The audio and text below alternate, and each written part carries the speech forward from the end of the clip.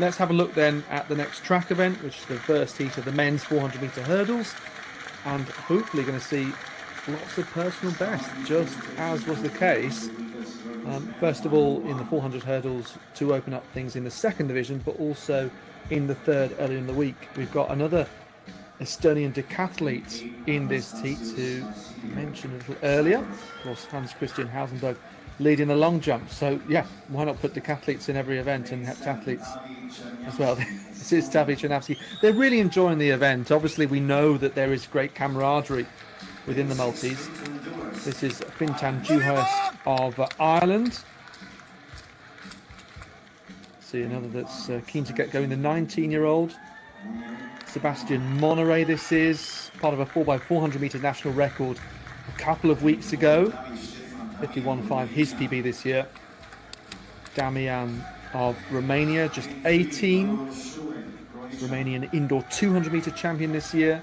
Over to Lovre Sulek, who's also 18 years of age and has won some Croatian under-20 titles in both the short and long hurdles this year.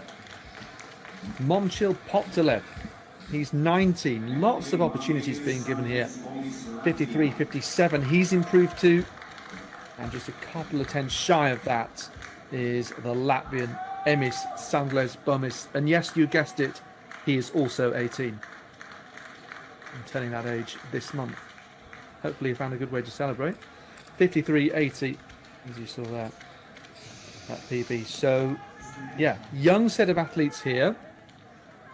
Let's see what they can do. Fantastic chance on the international stage. The full lineup running the inside. We've got Sandles Bomis there, the maroon of Latvia, then Poptelev, Shurek, Damian, Monneray, Dewhurst, Chernavsky, the enthusiastic decathletes, and then Vasileu of Cyprus right on the outside in lane 8. And he'll dart first into that patch of shade and then continue blind down the back straight here. As you can see, Chernavsky going well with that long lean, rising high over those hurdles, and he's going to push past Vasileu on the outside, so making the most of the early running. But how much will he have saved for the second half of the race? In the middle there you've got Monneray, that recent improvement to 51.50 in the red and black of Denmark, and on his inside Shurek, the Croatian. So coming through down the home straight, Damian of Romania from the Dane Monneray, and then Chernavsky just trying to hold on, I think, in this last 100. Again, a great head-to-head battle, and it's the Dane, another athlete coming through on the outside, Sebastian Monneray. 51.07, so another personal best, and this time by almost half a second, Ellen. Well, that is a young man that's full of confidence, isn't it? As he celebrated just across from the finish line. A man full of confidence, and you can see in the times there. Not shy of the camera. And it's great that we're seeing these performances spotlighted. Made a really good start.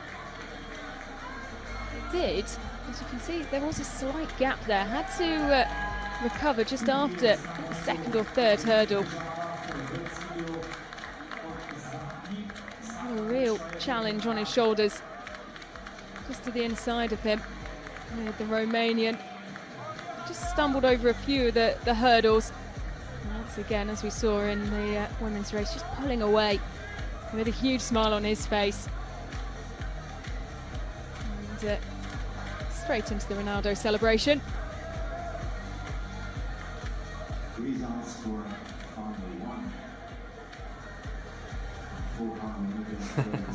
Yeah, well, I guess when your kit matches the track, you've got to do something to stand out. But it's a fascinating race from the point of view that Chernavsky, he went out like Carsten Barholm, bam, he really committed the opening 200, ran out of puff in the end. But you can see the top two athletes, big personal bests. I mentioned Monneray already. Damian, it was by over 6 tenths of a second there for the Romanian in second, couple of tenths behind there. Still good points though for Chernavsky. The lineup now for the men's 400-metre hurdles, Heat B. And when you look at the times there, this really has the possibility to beat Berke Akçam against the clock. A standout athlete whose personal best is well over a second quicker than anyone else in the field. Emre Schiff of Israel in personal best form this season, studying at Long Beach State University. Patrick Domotor in great form this season, reigning national champion. Room to grow this outdoor season if the indoors were anything to go by.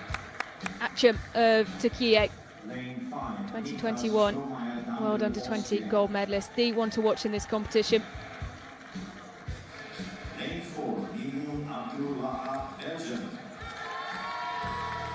Abdul Wahab of Belgium, 6th at the World Under-20s. Katanic featured at the European Under-20 Championships in 2023. Mitja Zubin, well received by the home crowd in that iconic green of Slovenia. Personal best set in May. Can he improve it a month on? Andreas Halle Bakkerton of Norway going on the inside. Too far off his personal best this season. But all eyes certainly on lane 6. Berke Akçam of Turkey. And you can hear just in the background the PA announcer drawing the crowd's attention to this man who could be in line to do something quite special here. Personal best of 48.14. 48.72 he's run this season.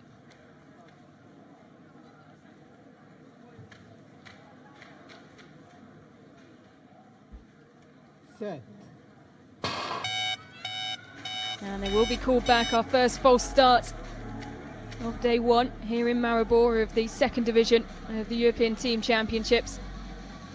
Well, Alex, it was something you weren't a stranger to in the 3rd division. We had a fair few times where that gun, the beep, rang out in a number of the races, and it just disrupts and can cause a little bit of havoc in the athletes' minds. Oh, it did more than that, didn't it? The so-called burglar alarm, as we called it. But the thing is that the athletes are actually saying when there were 5 attempts to start a race that it really took it out of their legs, which is fascinating. But also you have to remember it's a bit of a learning experience, isn't it? Akçam, he looks like a cool customer. He looks like he's just got out of bed actually, but effortlessly he sort of combs his hair to one side as the officials take a look. It'll be really interesting to see what he does in this race, how he takes it out, and what happens here. Well, he won't have the opportunity to, and that is a huge shock and a huge decision on day 1 of Division 2. The favourite, the man who has a personal best of a second quicker than the rest of the field. Well, I'll be so interested to see that back if we can get it in slower motion. And here we go. I mean, Alex, from my sight, it didn't look too out of line with the rest of the field. Well, okay, so the thing is, first of all, the reaction time has come up as outside the legal limit, 0.046. Second of all, it's hard to tell exactly from the replay, but it looked like, yes, clear early movement, but fairly early within that last part of the start phase, and that's sometimes where you see the leniency. Now, one other thing that I would be unsure of is whether the 3rd division compared to the 2nd division, whether you would have kind of that rise in level and therefore there'd be an exact same application. We did obviously see a number of sort of 15 years of age and older athletes. There was a teenager from Liechtenstein who was reinstated and looked to be allowed to run under protest, and then her result was allowed to stand. So it's really interesting. Certainly Akçam is going to argue his case. I wouldn't be too surprised, Ellen, here if he is reinstated. That said, with the reaction time and the early movement in these situations, it is often fairly hard to argue. Well, he's certainly arguing his case. And we've got a great view of him talking to the officials on the track, the starter and the leadership group of our officials as well. As during this break we can go back to the men's long jump, which is in its closing stages now. Yes, Henrik Flotnes, the Norwegian, you can see in third place. We know the lead is so close, 7:79 from 7:78, and then he's 4 back. So Flotnes, it's another foul though, his 4th. And to be honest with you, one reason why Hausenberg is only 1 centimetre off the lead is because that fantastic first round jump has been followed by 4 fouls, whereas, as we've seen, Slovakia's Bulstak has got 3 personal best and 4 jumps all over 760. But back to the track, and Akçam continuing to plead his case, Ellen.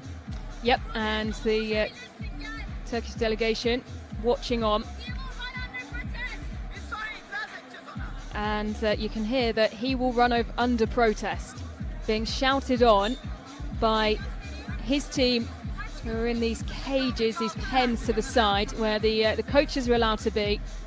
They've called Akçam over. And running under protest is something that we see a lot more of these days, Alex. And the instructions you see from the coaches are, and if you are disqualified, to go and tell them that you will run regardless. He's going to at least say that he'd like to run. I think they're trying to usher him off the track. And this is, well, it's a huge decision and huge opportunity missed. This would have been the banker for Türkiye. So much faster than the rest of the field, and I know that is obviously on paper as we go back to the men's long jump. Yeah, Hausenberg, final round. He's 1 centimetre off, having been the leader initially. I think that's a gesture in frustration. Look here, tries to reach top speed, plants his foot, hits the ground, looking for that knee lift, staying in the air as long as possible. I think this is going to be given. Indeed, it is, as a foul. And yeah, for the first time we see him frustrated there. No surprise. Bulstak then leading, and that means the result is effectively confirmed in the long jump. He's the winner by 1 centimetre, the Slovakian. And what an interesting scorecard that was to look at. 5 no jumps.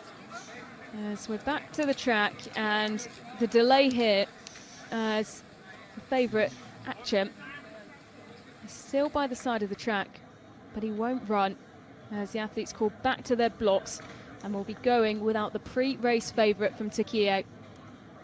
Akçam goes in 1, Zubin, the home favourite, in 2, Katanic in 3, Abdul Wahab in 4, Stormeyer Dangle in 5. Dotamor, who will assume the position as the fastest now in this race and going well in lane 7. You could already see him up on the shoulder of Omri Schiff, and you would have hoped that he would have been the athlete to push Akçam. He's in great form this season, the reigning national champion, and performed so well in the indoor season. He's gliding along and he's holding the lead well. Omri Schiff starting to rally, but as he does, Domator just turning up the pace into the home straight, and he has a commanding lead here. Can anyone trouble him? Last 75 metres and pulling away. Belgium starting to come back into it with Abdul Wahab, but it won't be enough, and it will be Slovakia and the national indoor record holder over 400 metres who takes the victory just outside his personal best time. Belgium claiming some good points along with Austria. A huge missed opportunity for Türkiye.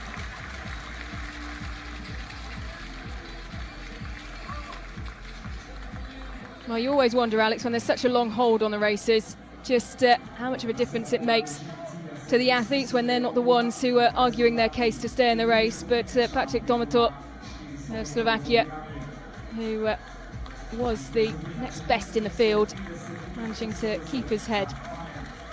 Yes, with an athlete, a name like Demota, you'd expect him to have a good engine, and boy, he got away over that last barrier. The momentum was sensational, even better than we saw from the likes of Van den Broek and Monterey, of course, the Dane who got that personal best before. Yes, it's outside his recent improvement, but that final gear was extraordinary to get away from the others, including Abdel Wahab, as you said. But it means that Belgium, across this first track event, do pick up a big amount of points, over 30. Yeah, very good haul for Belgium across both the men's and women's 400 metre hurdles. And confirmation of the combined times and their core positions, which will decide where the points go. Hello, I'm Leonardo Fabri, and you must subscribe to the European Athletics channel, because otherwise I'm gonna fight you.